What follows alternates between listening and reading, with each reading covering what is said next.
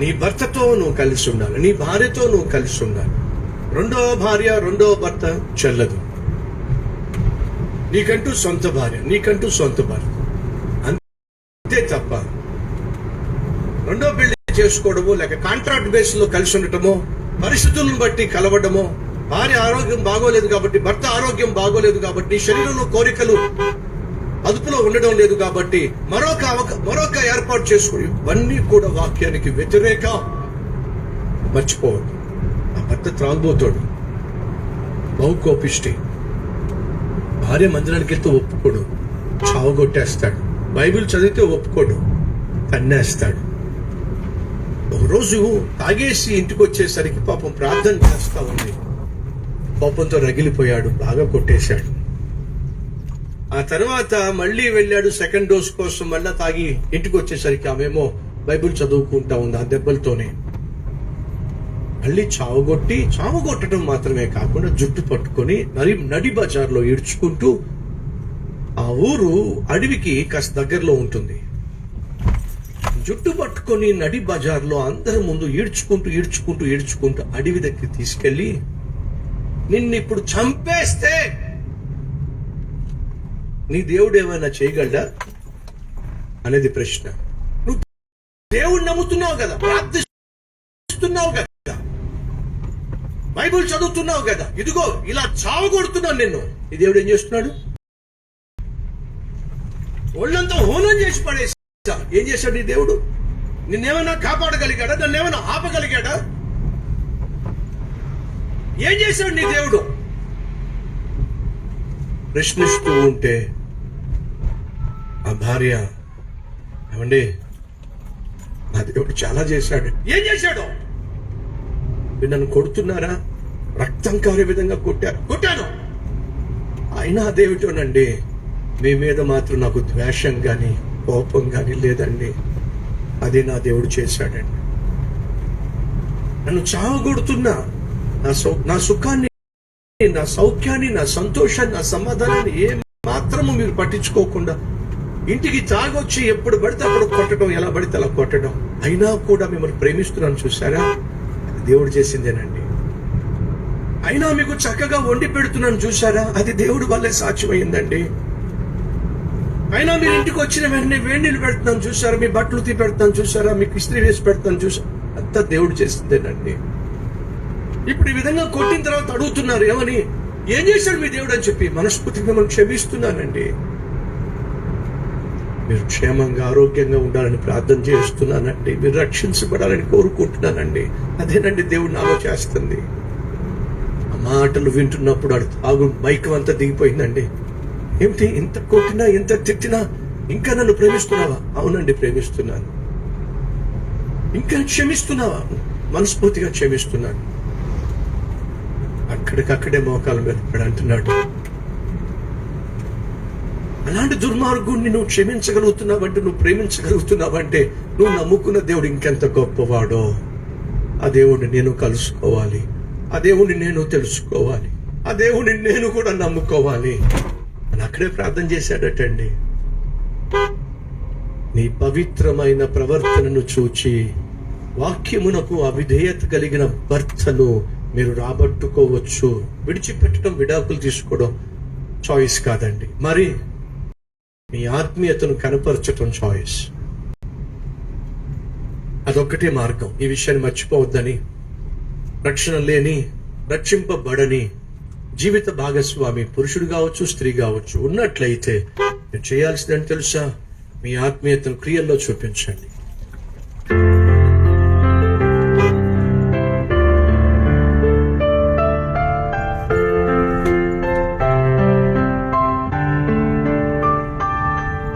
పరిశుద్ధుడు అయిన తండ్రి, ప్రార్థనలో ఏకీభవిస్తున్న ప్రతి ఒక్కరికున్న ప్రతి అవసరాన్ని, ఆత్మీయ సమస్య కావచ్చు, ఆరోగ్య సమస్య కావచ్చు, ఆర్థిక సమస్య కావచ్చు, కుటుంబ సమస్య కావచ్చు, మానసిక సమస్య కావచ్చు, బిడ్డలతో కావచ్చు, ఉద్యోగ విషయంలో కావచ్చు, వ్యాపారంలో కావచ్చు, మరి ఏదైనా కావచ్చు, సకల సమృద్ధి నీ చేతుల్లో ఉంది కనుక నీ బిడ్డలను కనికరించమని త్వరగా నాయన ఈ కరోనా విపత్తు నుంచి మా దేశాన్ని, మా రాష్ట్రాలను కాపాడమని యేసు నామం పేరట వేడుకుంటున్నాం తండ్రి. ఆమేన్.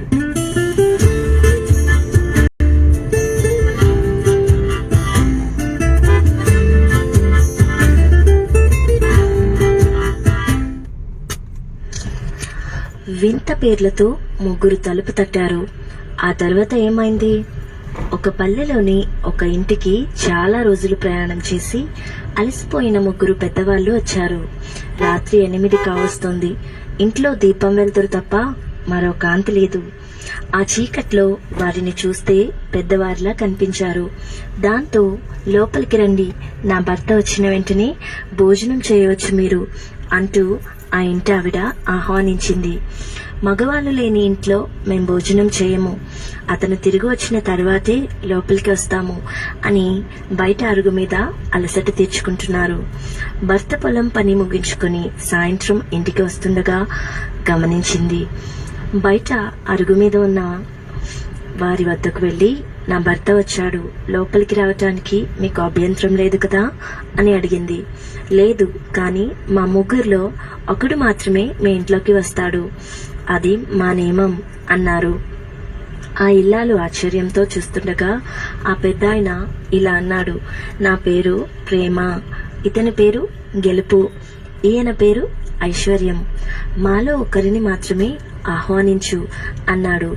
వచ్చిన వారు మామూలు మనుషులు కాదని ప్రేమ, గెలుపు, ఐశ్వర్యం అనే రూపాల్లో ఉన్న ఆశీర్వాదాలు అని తెలిసిపోయింది.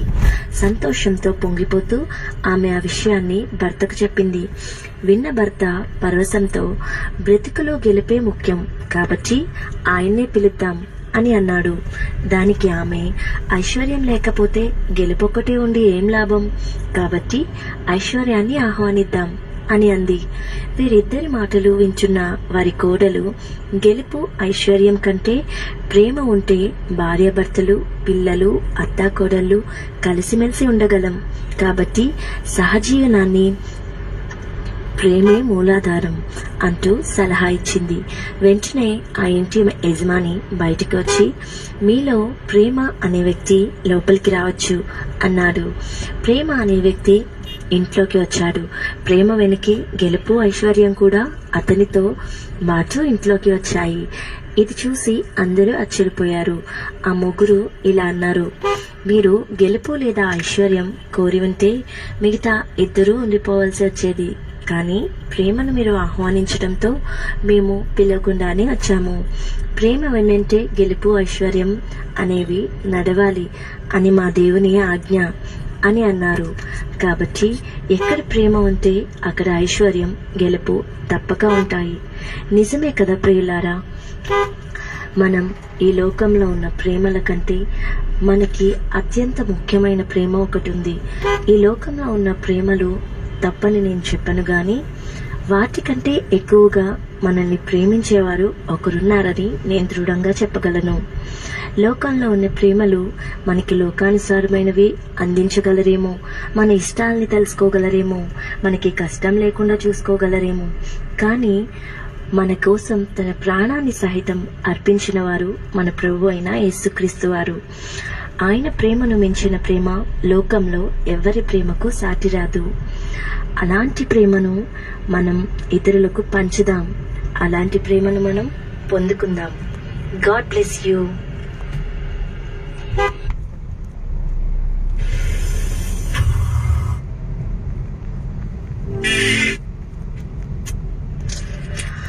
వింత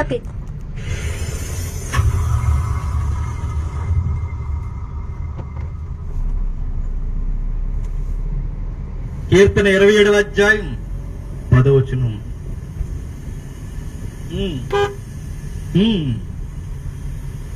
యెహోవా నన్ను చేరదీయమన్నాడు, నా తల్లిదండ్రులు నన్ను విడిచినను యెహోవా నన్ను చేరదీయడు. చాలా మంది పిల్లలు ఫోన్ చేసి బాధపడుతున్నారు. ఒక ఆడ కూతురు ఫోన్ చేస్తుంది, అన్న పెళ్ళయింది కానీ మా ఆయన నన్ను చూడరన్నా, పిల్లలు ఎలా పెంచాలో నాకు అర్థం అవుదన్నా, అత్త మామూలు నన్ను సరిగ్గా చూడరన్నా, ఏం చెయ్యాలో నాకు అర్థం అవుదన్నా, ఒక్కొక్కసారి చనిపోవాలనిపిస్తున్నా. పేరు చెప్పడం మంచిది కాదు కాబట్టి చెప్పట్లేదు. అప్పుడు ఆ అమ్మాయికి ఒకే మాట, అమ్మా నీకు దేవుని మీద నమ్మకం ఉంటే దేవునికి ప్రార్థన చేయాలని పనులు. ఎందుకంటే శాంతి విశ్రాంతి ఎవరి వశం? ప్రయాసపడి భారం మోస్తున్నాను అంటున్నావు కదమ్మా. సంసార జీవితంలో ప్రయాసపడుతున్నాను అంటున్నావు కదా. నేను ఎంత కష్టపడినా అతను ప్రేమించట్లేదని వాపోతున్నావు కదా. నీ అత్తమామలు నేను సరిగా చూడటం లేదంటున్నావు కదా. అయితే ఒక విషయం, నీ ప్రయాస అంతా ఆయన మీదే. ఆయన చిత్తాన్ని నువ్వు నెరవేర్చు. నీ చింత యావత్తు ఆయన మీదే. ఆయన చింతను నువ్వు ఆలోచించు. నీ లైఫ్ చూసి ఈ మధ్య కాలంలో మరలా ఫోన్ చేస్తానా. ఈ మధ్య ఆధ్యాత్మికంగా ప్రార్థన చేసుకుంటున్నప్పుడు జీవితం చాలా తేలిగ్గా ఉందన్న. ఇది రావాలి. కష్టాలు మన జీవితంలోకి ఎందుకు వస్తాయో తెలుసా?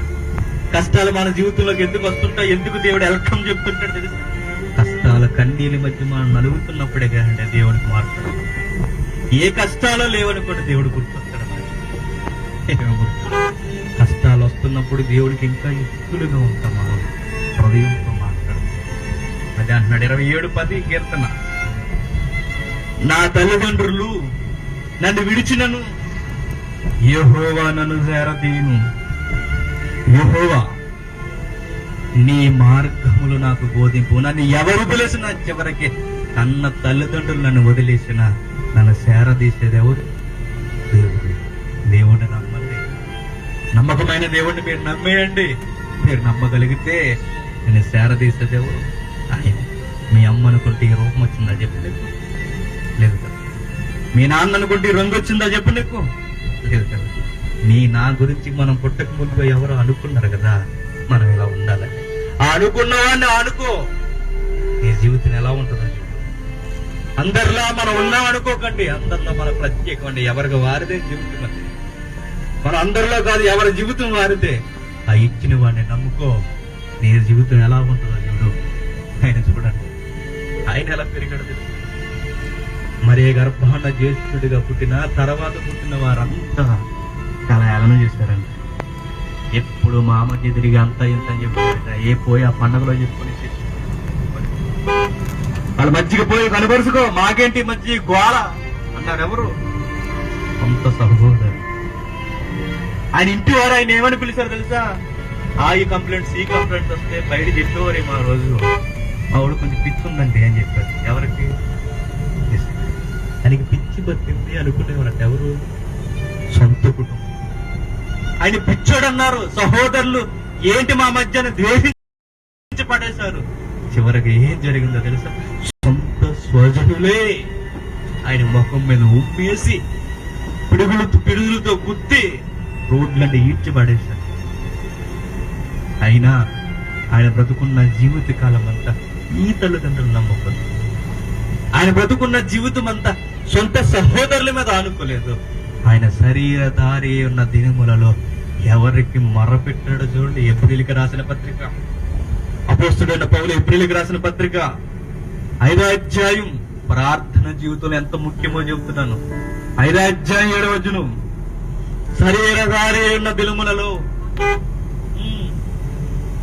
మహారోదనతోను కన్యలతోను నన్ను మరణము నుండి రక్షింపగలవానికి ప్రార్థనలు యాచనలు సమర్పించి భయభక్తులు కలిగి ఉన్ననందున ఆయన అంగీకరింపబడెను. ఏమంటాడు చూసారు?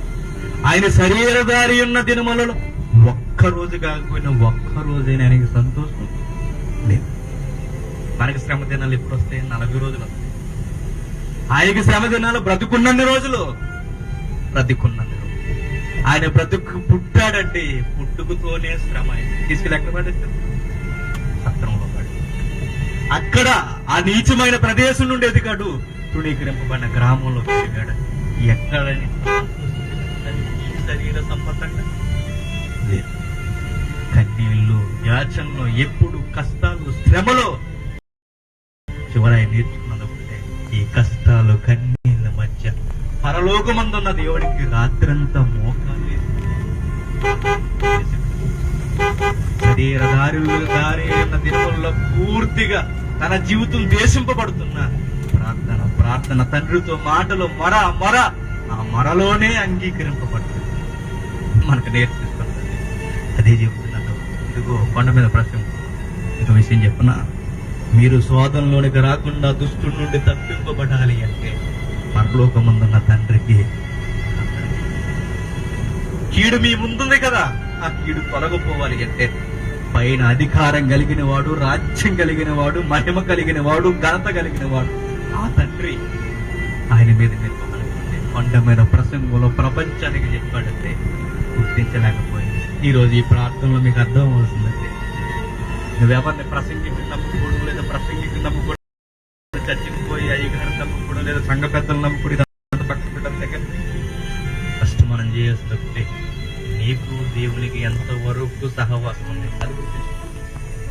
నీకు నాకు దేవునికి నీకు ఎంత సహవాసం ఉంది అనే కొలమానం వేసుకోవాలి. ఆ ప్రార్థనలో సహవాసం ఉంది. నా కొరకు ప్రార్థన చేయండి చేస్తారు అనకూడదు, మీరే చేసుకోవాలి. నా కొరకు ప్రార్థన చేయండి అయ్యగారని చెయ్యొచ్చు, ఎప్పుడది అది వేరొక విషయం. నీ వ్యక్తిగతంగా ప్రతిరోజు నువ్వు ప్రార్థన చేసుకోవాలి. నువ్వు దేవుని కొరకు పెరుగులాడాలి, దేవుని కొరకు బతిమలాడాలి, మొరపెట్టాలి. అది చేసి చూడు, నీ జీవితంలో కీడన్న దానికే అవకాశం.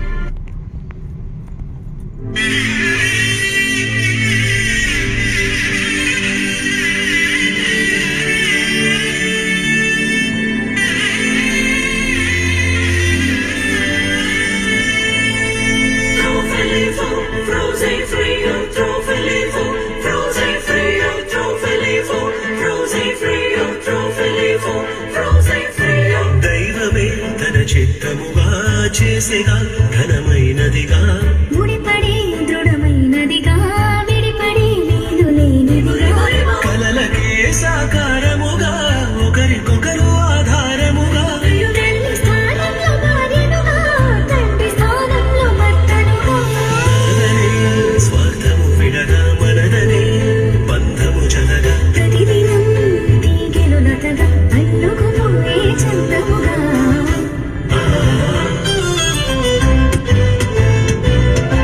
పెళ్ళంటే దేహములు వేరైనా ఒక్కటిగా ఫలించే దైవ సంకల్పం పెళ్ళంటే ఇరువురు ఏకముగా తండ్రి పని జరిగించే గొప్ప అవకాశం ఇహలో కాలలో శూన్యం ఉండగా దైవం తలచిన బంధం పెళ్ళిగా మారినగా పెళ్ళంటే దేహములు వేరైనా ఒక్కటిగా ఫలించే దైవ సంకల్పం పెళ్ళంటే ఇరువురు ఏకముగా తండ్రి పని జరిగించే గొప్ప అవకాశం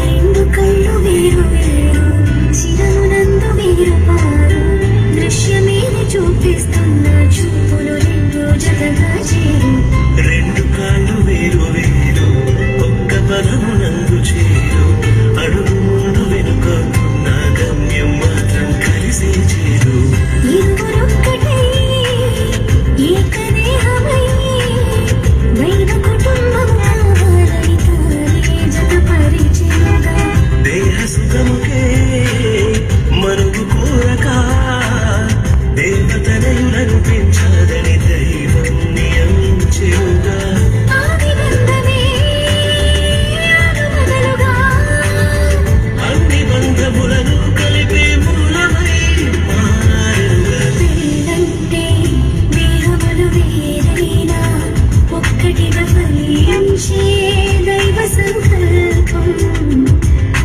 పెళ్ళంటే ఇరువురు ఏకముగా తండ్రి పని జరిగించే గొప్ప అవకాశం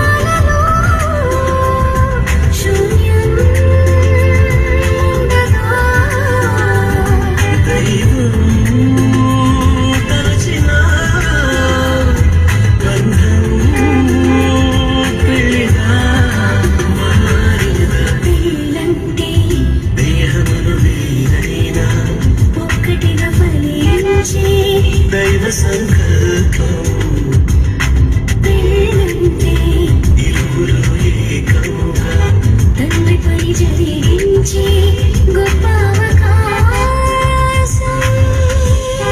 గబబద గబబద గబబదని నిజదాని పవన జగరే గరిగమా గరి జరి జరి ధారి సా నిరి జరి జరి జరి జరి జరి జరి భగవని దవ భగవని జరి జరి జరి నిజరి గమా మా గబా భగవని జరి జరి జరి జరి భగవని నిరి సా